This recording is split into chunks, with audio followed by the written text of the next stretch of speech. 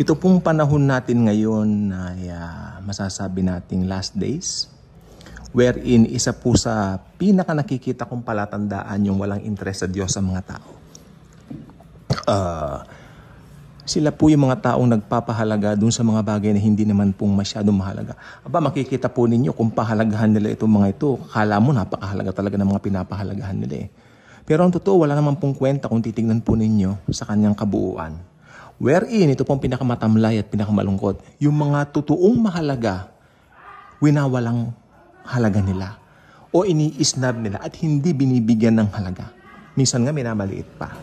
Okay, so makikita po natin dito, meron pong binanggit si Lord Jesus sa Biblia na dito po sa, may mga Bible po ba kayo? Luke chapter 10, verses 41 to 42. Remember the Lord came for a visit, di ba? Sa bahay ng magkapatid na Martha at Mary. Mga kapatid po ito ni Lazarus, no?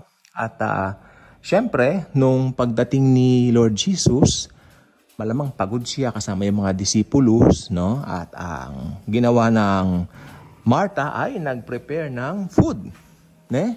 Tapos ito namang si Mary, umupo sa paanan ng Lord. Okay. So ito na po yun eh. Umupo sa paanan ng Lord at nakikinig sa mga binibitawang salita ng Panginoon. Napakaganda po nun. And then, upon finding na parang wala naman tinutulong si Mary kay Martha, nagreklamo ngayon si Martha sa Lord. Sabi niya, Panginoon, bakit hindi mo pagsabihan itong si Maria, itong si Mary na tulungan naman ako sa gawaing kusina at nang maihanda naman itong mga merienda ng mas mabilisan. Then, ito na po yung sagot ng Lord natin sa Luke chapter 10 verses 41 to 42. The Lord Jesus replied and told Martha, Martha, Martha, my beloved Martha, why are you so upset and troubled? Pulled away by all these many distractions. Look at that. Pansinin po ninyo yung banggit ng Lord dito. Distractions. Teka lang po, ulitin ko, no? Why are you so upset and troubled? Pulled away by all these many distractions. Sorry, hindi lang pala distractions. Many distractions. Well, ito pong mundo natin ngayon, punong-puno ng napakaraming many distractions. Napakarami na many pa. Diba? Sa tutuusin. Parang OA siya pero totoo siya. Many na, marami pa. Mga distractions. Kayo na pong bahalang mag-label kung anong klaseng, dalawa yung ile-label mo at saka ile-label mo. Anong klaseng distraction? Ito bang klaseng distraction na ganito? O gaano ba kataas ang level ng distraction niya? Bahala na po kayo doon. Pero ang sabi ng Lord, mahalaga to. No? Sabi ng Panginoon dito, Mary has discovered, I love this, Mary has discovered the one thing most important. Meron palang one thing most important. Ano ito? By her choosing to sit at my feet to listen to my words. Makinig po kayong mabuti. Ang pakikinig sa salita ng Panginoong Jesucristo, yun palang pinaka-importante. Ako bang may sabi yan? I don't think so. The Bible itself clearly states it. Here, Luke chapter 10 verses 41 to 42. Sabi niyang ganon, may katuloy pa, hindi pa natapos diyan, and I won't take this privilege from her. Diba? Martha, masyado ka namang abala sa mga kaabalahan na yan, mga kabagabaga, nababagabag ka sa pagluluto ng kamote. Diba? Martha naman, mamaya na yung ating hot choco, no? Importante, pinili ni Mary yung pinakamahalaga. So, apply naman natin sa panahon natin ngayon. Bilang Kristiyano, ano ba yung mga distraction natin? Sabi ko, bahala na po kayo. Pero ito lang pong gusto kong sabihin. Bigyan na po natin ng generalization lahat. Nakikita ko, mga tao ngayon, masyadong dedicated sa trabaho nila. I'm talking about unbelievers here. I'm talking about unbelievers. I'm not talking about Christians. Christian settled na tayo forever eh. Diba? Kaya may pangaral na ganito para at least sa mga unbelievers man lang ay makakilala sa Panginoong Jesus. Tama po ba? So, Maraming distraction. Makita mo yung mga unbelievers masyadong busy sa kanilang mga works, pagpapatayo ng building, pagbili ng mga land. Marami po kami mga kliyente, nakakabenta po kami ng mga land, no? At kumikita naman po kami, awa ng Panginoon. Yan po kami sa real estate kasi. So, minsan may kita, minsan wala. Pero pag kumita naman, bonggang-bongga naman. Oo. Ganyan po ang nature ng work namin. At makikita po ninyo, marami kami mga kliyenteng unbeliever. Totoo po yan. Talagang nasasaksihan ko na.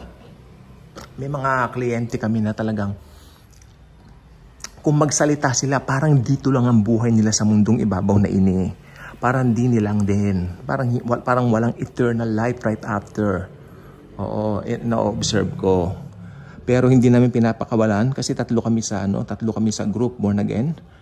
Mahal po kayo ng Panginoon. At least pahapyaw. Jesus loves you. He gave His life for you. Lalo nung mahal na araw, nagkaroon kami ng chance na makausap yung mga mga clients namin. Kahit pa paano lang kapag share kami na namatay si Jesus for them, no? Binayaran ng sins nila. At kung maniniwala sila sa Panginoon at tinapos niya na lahat, magkakaroon sila ng buhay na walang hanggan. Pero, ewan ko. Kasi nakita ko, suntok sa hangin. No, walang, sa bagay, ang importante po sa amin, nagtanim kami. We share the good news. Bahala na po sila doon, di ba? So ito pong gusto ko po sabihin yan. Talagang may mga kliyente kami na parang dito lang ang buhay nila sa mundo. Meron pa kaming isang kliyente, nagsabi po sa amin, ako matanda na ako, sabi niya. Milyonaryo po, milyonaryo. Balik-balik lang ng Amerika, Canada, mga ganyan. Ako matanda na ako, may 3 akong anak. O yung mga anak niya, matanda pa sa amin eh. Oo. Sabi niya, nahati-hati ko na yung kanilang mga lupa. Okay, nahati-hati ko na yung mga properties ko. Kaya pwede na akong mamatay anytime, kapa niya. Tapos na ganyan, mas maganda po yung makilala natin ang Panginoon. Then iniiba niya yung usapan. How sad. How sad. Sa Bible may nakalagay kasi sabi niya, Hoy! Hoy! Aking kaluluwa! Mag-enjoy ka na kaluluwa ko. Masaya ko. Diba? Marami na akong kamalig. Ganyan-ganyan. Ang gagawin ko, tatanggalin ko yung ibang laman ng kamalig nito at gagawa ko ng panibagong kamalig. Doon ko ilalagay. At sasabihin ko sa akin sarili, kaluluwa, mag-enjoy ka na. Sabi naman ng Lord sa taas, ikaw na hangal. Or sa ibang salin, ulul ka. Ngayong gabi din, machuchugit, matetegi ka. Diba? At lahat ng mga ari-ariang yan na iyong sinecheris ay pag-aaway-awayan lang naman ng iyong maiiwan. How sad for the fate of those unbelievers without God. Ang pinag-uusapan po rito, makinig pong mabuti, hindi masamang yumaman kung believer ka. Ang masama yung mga unbeliever, nagpayaman ng gusto, parang yan na lang ang focus nila. Yun po ang doon. Di ba? Pero tayo mga mananampalataya, settled na po tayo forever eh. Once saved, always saved. Totoo po yan. Hindi po nabuburat na nawawala ang kaligtasan. Diba? Sapagkat makikita po natin, perfect ang dugo ng Panginoong Jesucristo na pinantubos sa atin. Pero yung mga unbeliever kasi hindi pa sila saved. Maaring kaya ganun din ang isip nila.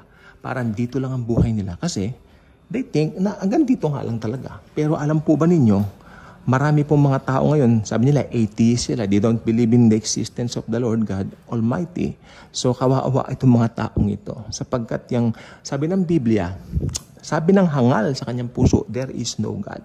If you are a fool, definitely you will say that there is no God. But, you are wrong. You are deadly wrong. You know what? Why? Because Jesus is real.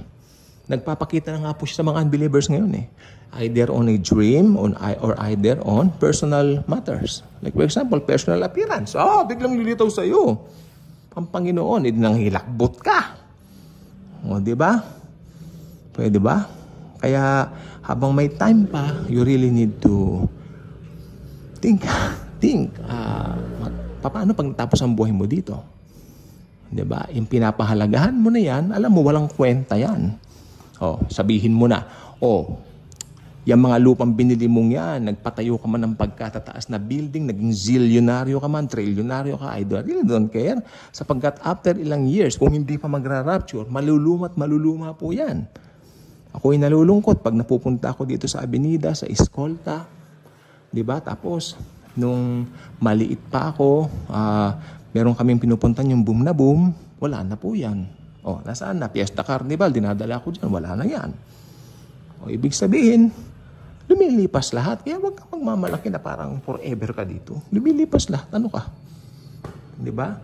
O, yung Plaza Fair dito sa Carriedo. O, mother ko nagsha-shopping doon. Ngayon, wala na yung Plaza Fair na yan. Lumilipas po lahat. Diba? Lahat. Bagong mong rilong yan, bagong itsura mo, lilipas. Kukuluntoy ka, kukulubot ka. Pag lalaki ka, mapapanot ka. Diba? Panot siya. Kaya nga pagandahin natin, panot siya. Ayun. So, that's life. That's the reality. That's the reality of life. But if you belong to the Lord Jesus Christ, ang gusto ko sabihin sa iyo, forever you are saved at papupugiin at pagagandahan ka niya. Bye-bye.